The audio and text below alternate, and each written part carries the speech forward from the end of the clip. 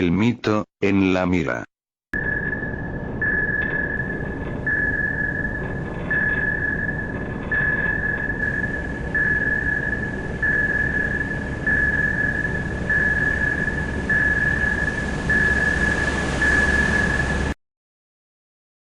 Los pinzones de Darwin.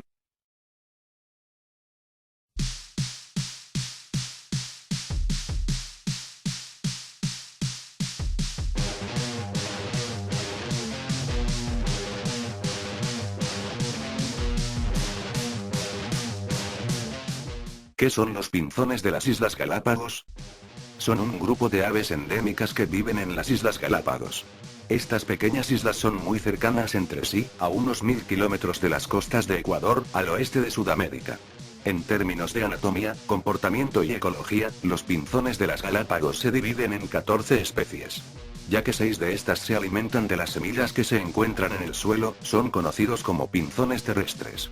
Estos, a su vez, se dividen en 3 tipos, según su talla corporal y el tamaño de su pico. Desde hace mucho tiempo se ha reconocido la dificultad de distinguir entre las especies de pinzones de las Galápagos, debido a sus similitudes. Los ornitólogos frecuentemente han escrito que el hacer esta clasificación requiere de una gran experiencia. Por consiguiente, la clasificación de estos pinzones en 14 especies separadas es un tema de controversia entre los ornitólogos. La investigación genética sobre los pinzones de las Galápagos ha mostrado que no existen diferencias significativas entre estos. Por ejemplo, mediante un estudio conjunto entre investigadores del Instituto Max Planck y la Universidad de Princeton, de 1999, se anunció que la clasificación tradicional de los pinzones de las Galápagos no concordaba a nivel molecular. No existe evidencia de una barrera genética absoluta entre las diferentes especies de pinzones de Darwin, de esta manera, muchas de estas especies pueden hibridar.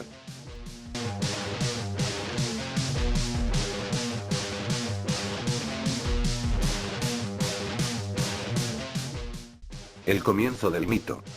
En los años siguientes a la travesía sobre el Beagle, Darwin concluyó que los pinzones podrían representar un ejemplo de la evolución, pero al hacer esto, él estaba fundamentándose en datos deficientes y erróneos, pues John Gould, un ornitólogo contemporáneo de Darwin, quien examinó los especímenes llevados por este último, y quien revisó sus notas, calificó como erróneas a la mayoría de las observaciones de Darwin. En realidad, no fue Darwin quien mitificó a los pinzones de las Galápagos, sino los evolucionistas del siglo XX. El término pinzones de Darwin fue utilizado por primera vez por Percy Lowe en 1936, y el ornitólogo David Lack popularizó el uso del término. En el libro de Lack de 1947, los pinzones ya formaban parte normal de la propaganda evolucionista. Siendo un patrocinador de las afirmaciones neodarwinistas, él inventó el relato sobre los pinzones de Darwin, conocido por todos, y su supuesta evolución ha sido estudiada mucho más que cualquier otra familia de aves.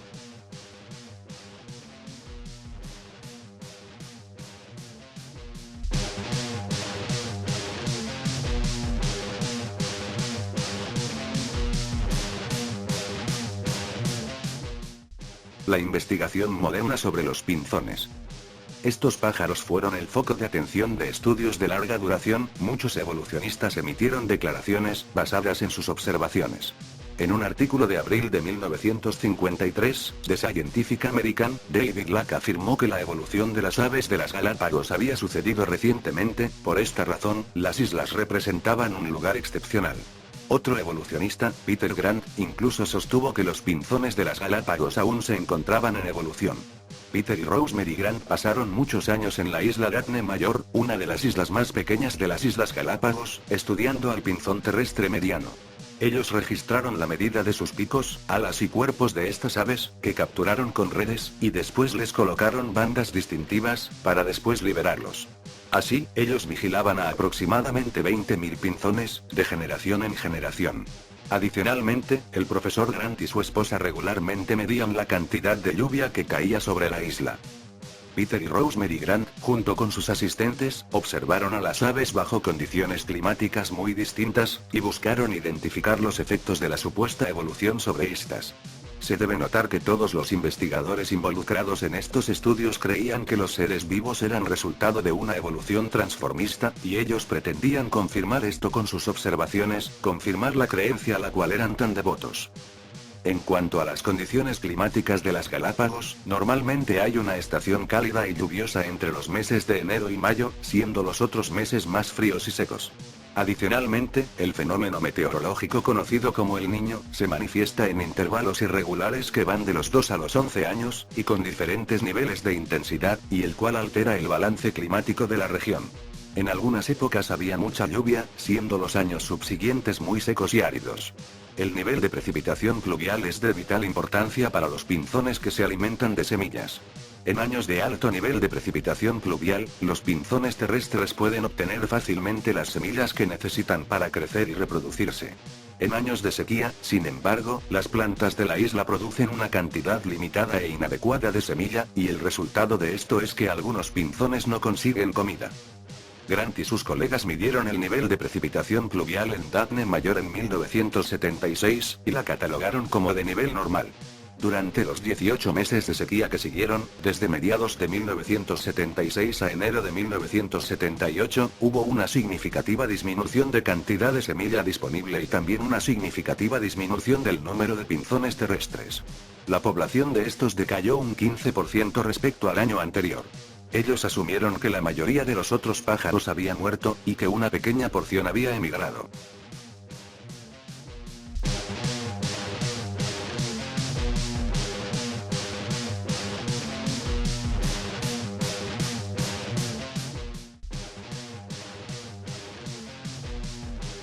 Investigación, irreflexividad y triunfalismo. Grant y su equipo hicieron otra importante observación.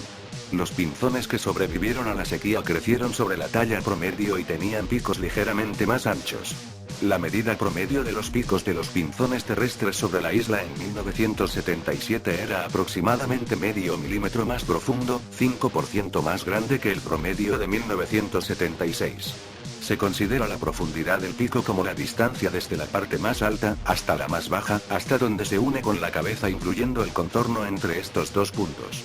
Partiendo de este punto, los investigadores afirmaron que la selección natural había separado a estos especímenes tan solo por la disponibilidad de semilla, y que estas aves con picos más grandes eran capaces de comer semillas duras producto de la sequía y así sobrevivir. En un artículo de octubre de 1991 en Scientific American, Peter Grant anunció que su investigación ofrecía evidencia directa para la evolución. Según él, 20 casos de selección natural eran suficientes para convertir a un pinzón terrestre mediano en un gran pinzón terrestre o pinzón terrestre grande. Asumiendo que las sequías ocurrían cada 10 años, este cambio podría suceder en un período tan breve como 200 años. Agregando un margen de error, Grant sostuvo que esta transición también podría ocurrir, por lo mucho, en un período de 2000 años. Él sugirió que a la selección natural le podría tomar incluso más tiempo para transformar a un pinzón terrestre mediano en un pinzón terrestre de las Cartáceas.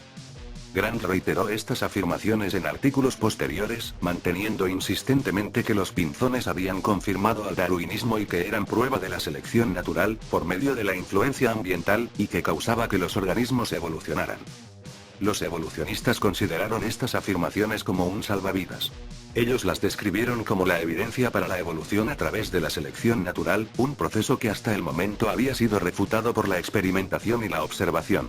Las investigaciones de los Grant fueron el tema del libro de Jonathan Viner, y el cual le valió el premio Pulitzer otorgado a su libro, El pico del pinzón. En este libro de 1994, Viner describió este cambio del pico del pinzón, como la mejor y más detallada demostración a la fecha del poder de los procesos darwinistas. Y de nuevo, según Viner, el pico del pinzón se convirtió en un icono de la evolución. Con la publicación de este libro, Peter y Rosemary Grant se volvieron los héroes del darwinismo.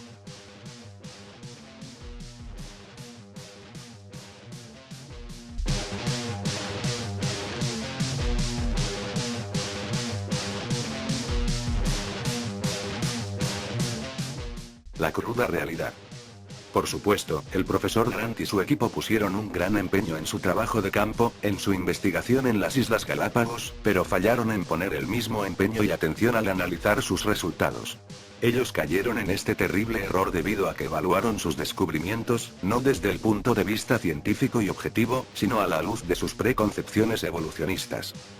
Cada cierto tiempo, como ya se mencionó, el niño afecta a la región oeste del norte y sur de América, particularmente, y algunas veces, tiene un efecto intensificador sobre los niveles de precipitación pluvial de las Islas Galápagos, lo que lleva a la proliferación vegetal y a la abundancia de semilla. Los pinzones terrestres, por consiguiente, consiguen fácilmente la comida que necesitan, y su número aumenta después de estos periodos lluviosos. Grant y sus colegas atestiguaron una situación similar en 1982-83.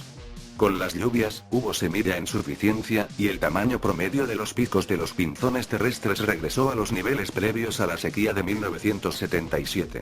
Esto sorprendió en gran medida a los investigadores, quienes esperaban que el pico continuara su evolución, creciendo más. Este cambio de tamaño promedio de los picos de los pinzones de las Galápagos, en realidad tiene una explicación muy diferente. En los años de sequía, cuando la semilla es escasa, los pájaros con picos más grandes de lo normal pueden abrir las semillas que quedan, más grandes y más duras, con sus picos más grandes y poderosos. Los individuos más débiles de la población de pinzones, con picos más pequeños, mueren debido a que no pueden adaptarse a las condiciones existentes. Y así, el tamaño promedio del pico se incrementa. En periodos lluviosos, por otro lado, cuando existe abundancia de semillas, incluyendo las pequeñas y blandas, este proceso funciona en la dirección opuesta. Los pinzones terrestres con picos más pequeños se adaptan mejor a su ambiente y su número se incrementa. Así, el tamaño promedio del pico del pinzón regresa a su tamaño normal. De hecho, Peter Grant y su pupilo, Leslie Hills admitieron esto mucho tiempo después, en un artículo publicado en la revista Nature, en 1987.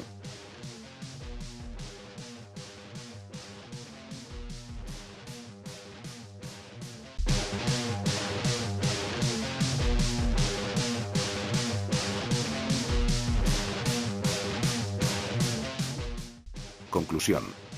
En resumen, los hechos claramente revelan que no ocurre nada parecido a un cambio evolutivo o transformista. El tamaño promedio de los picos fluctúa de acuerdo al nivel de precipitación pluvial, algunas veces se incrementa o se reduce, pero todo dentro de un margen establecido, y lo que es incuestionable es que no ocurre ningún cambio neto. Habiéndose dado cuenta de esto, Peter Grant dijo que la población, sujeta a la selección natural, oscila para adelante y para atrás. Algunos investigadores evolucionistas han dicho que la selección natural trabaja en dos sentidos, mutuamente opuestos. Esto representa una salida muy poco elegante para estos evolucionistas, quienes se dejaron llevar por su triunfalismo, pero, por otro lado, representa también la vuelta atrás, la cual, Darwin había dicho que si se probaba, sería fatal para su teoría. No importa cuántas veces oscile el péndulo de un reloj, es un hecho que siempre oscilará en torno a un punto medio, sin dirección alguna. Esto todavía es válido, incluso si tal péndulo oscilara perfectamente durante millones de años. Danny Faulkner, un profesor de astronomía y física, de la Universidad de Carolina del Sur, dijo que las fluctuaciones en los picos de los pinzones no representan evidencia alguna para la evolución. Y, si se ha supuesto la microevolución en una dirección y posteriormente se revierte al punto inicial, eso no es evolución y nunca podrá serlo.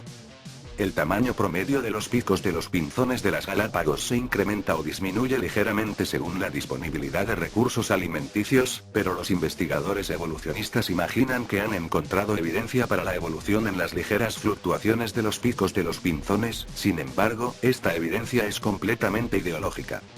A través de la observación a miles de pinzones terrestres Geospiza Fortis de 1970 a 1990, Grant y su equipo nunca observaron ningún incremento o decremento neto en el tamaño del pico del pinzón. Aún más, ninguna especie, o incluso un rasgo, se hicieron presentes, y tampoco observaron algún cambio neto, en ninguna dirección. La labor de un científico objetivo es reportar los hechos, sin especulaciones o distorsiones. Es inaceptable exagerar un fenómeno, o distorsionarlo en su verdadero significado, con el fin de producir evidencia para una hipótesis.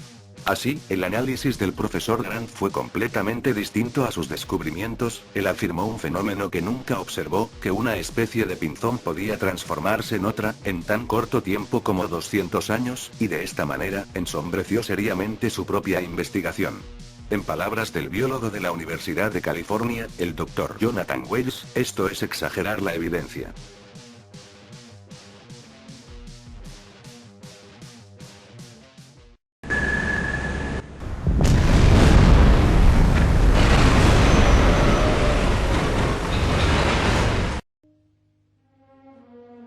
Gracias por su atención.